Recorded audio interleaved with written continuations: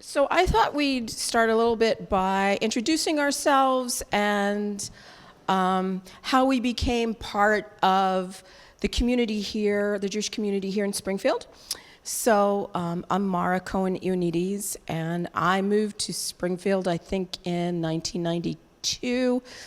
And I want to say I joined the congregation in 1996 or 1997. That sounds about right. My name's Tegan Prince. I'm not from Springfield. I'm originally from a little town south of here, Thayer, Missouri. Moved up here about 2015, and it was during the pandemic, during the shutdown, that I started, that I learned about the congregation here, and I reached out to the rabbi about converting, and conversion process took about two and a half years maybe altogether. I was officially converted about 2 years ago. So yeah, it'll be 2 years this May. So. Yeah. Hi, I'm Ken Burston. I moved to Springfield in 1979. I actually moved to Springfield to join a psychiatric psychological practice in which Rachel's father was practicing. I didn't know that at the time, but David and I became good friends thereafter. Hi, I'm Rachel Tarash. I was born and raised here in Springfield, so I've been a part of this community my whole life. My grandparents immigrated, and so I ended up here in Springfield, Missouri. So here I am. Immigrated from where? My grandfather was from Germany, and my grandmother was from Belgium. You know, as Jews, we are part of the minority of American life, and part of the minority of Springfield life. I mean, Greene County, we are far, far less than 1%. I don't want to frighten you and tell you the actual percentage. I'll tell you it's far, far, far, far less than 1% of the actual percentage of the population. What do you wish people understood about what it's like to be Jewish in Springfield? Well, I've only been officially Jewish for almost 2 years now, so this wasn't something I grew up with. But in the past year, I wear my Star of David, and Christmas time, I am clearly wearing my Star of David. It was still Merry Christmas. I work as an office assistant in a doctor's office, and it's a geriatric doctor's office. So they're all elderly, and they're all meaning well, and it's always stuck in their mind, Merry Christmas, even after they've pointed out, oh, you have a Star of David on. And it's like, yeah, and they're still Merry Christmas. And then this whole past week, they've been noticing it more particularly this week, maybe because I switched it out and I'm wearing a gold one instead of this rainbow one I had. And so now they're noticing it. But all this past week, multiple times, they point out, oh, you're wearing a Star of David. And I'm like, yeah. And they'll just drop it there and still tell me Happy Easter. And I'm just like, I'll take the chocolate, but thank you. So a dear friend of ours was leading a question and answer at the temple to a particular church here in town, and he was fielding questions, and one of the questions was, how do we handle our sacrifices? Which of course we haven't done for thousands and thousands of years. And fortunately, he didn't think to point to the barbecue grill that we had out back of the temple. But it was interesting that people would still think that was a part of our community, part of what we did. I was thinking about when I was in the 5th grade, and I was sitting at lunch, and the kid asked me where I hid my horns. And I didn't even understand at the time what she was talking about until a little bit later. But just, I think kind of what Tegan, you're talking about, the assumptions that people make, the assumptions all of us make when we just look at somebody and we think we know somebody without knowing the history, the background, and the depth of each of us. And it's a good reminder for myself, to work on not making those assumptions, but it's really easy to do.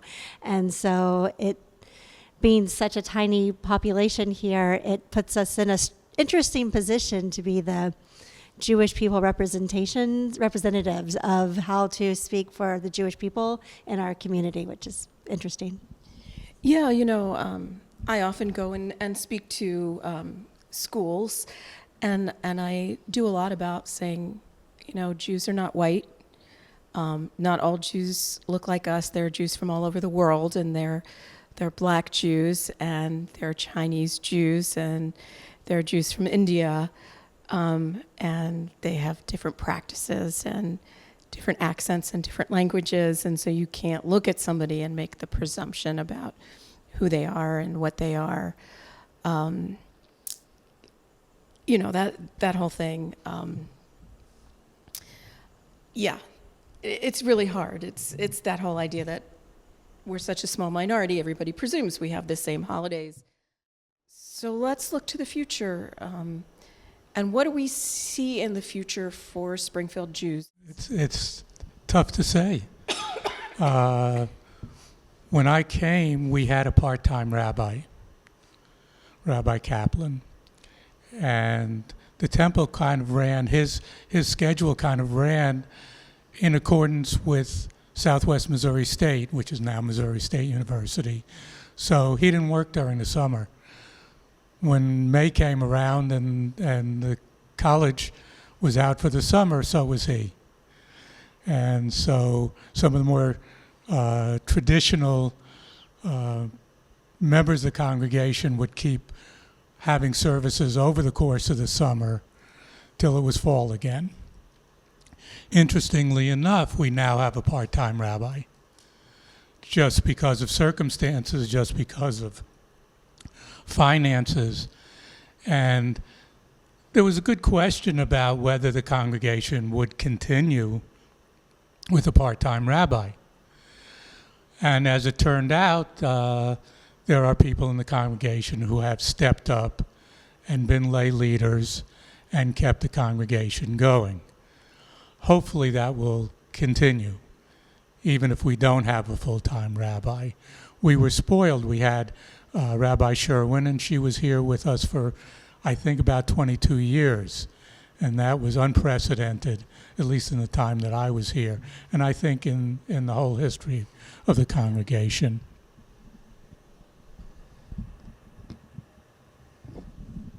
I'm not really sure, but I feel hopeful, and I'd like to believe that we have space for everybody and that there is a place and a space for all of us. And having an exhibit like this to really help to educate. It's only just a small glimpse, but it is quite unique to be in this room and to see, your wife in here and my grandmother in here, and it's special. It's got a history and a longevity, so I hope that it continues. So misconceptions that people have about Jews or Judaism, that other people either speak about or don't speak about, that you have noticed, or you think people don't realize they're talking about. We've talked about the concept that everybody does Christmas and Easter, even though we know you're Jewish, we just still keep saying those words, even though Jews don't do those holidays. If people think, or at least in my generation, there was a trope, there was a feeling that all Jews were rich. And for those people that think that that's the case, they need to come to our congregation and they'll find differently. Another one I hear all the time, I play racquetball a few times a week, and two of my racquetball buddies are pastors. So one of them is very fundamentalist, and he's the one that kind of ask me questions. They're more statements than questions, but he asks anyway. And one of his was, why don't Jews believe in heaven and hell? And that's a misnomer. We do. We have a concept of heaven and hell. It's just not the same. I think I want to wrap this up. I want this to be a simple question, but I'm feeling it's not going to be because we're Jews. And nothing's simple when we're Jews. Three answers? Yes, as rabbis get 3 answers. If you were going to tell everybody in Springfield one thing about what it means to you to be Jewish, what would that be? Want to make it simple. And so, okay, I'm gonna jump in here. I'll start because I feel like I should give an example. And I'm gonna say it connects me through generations of my family and my people to belief and customs and practices. And now you can't use that. That's off the table? No. Okay.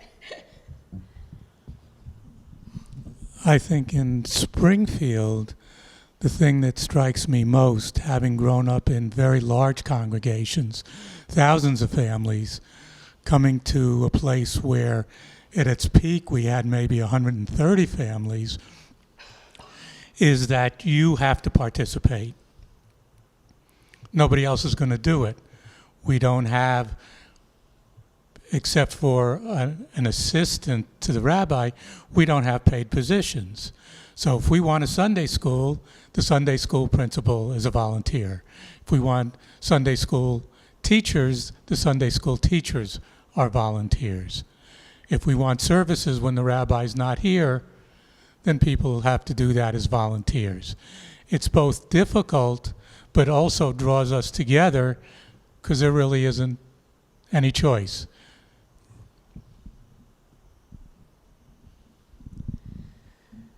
I was thinking a little bit about how Judaism, there's just so many different sides of it. So you can have the Orthodox, the very ultra-religious, where it's really upholding the very traditional values from the original text, down to the conservative and the Reformed Jews.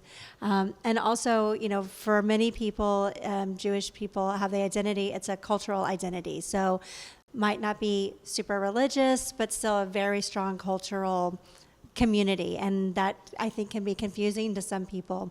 I think when you have a shared past, a shared history, when you have families that have shared similar backgrounds, you just have a connection that even if you've never met this Jewish person before, once you know you're Jewish, you're automatically there's often a connection, and that's a very strong bind, kind of like what you're talking about, the sense of community, and you have to stick together. When you're a small group, you stick together. So I just think about that being open to receiving others, to being open to people that you get to know and to meet, and being willing to learn, because when you learn more about other people, you have more opportunities to become more enlightened.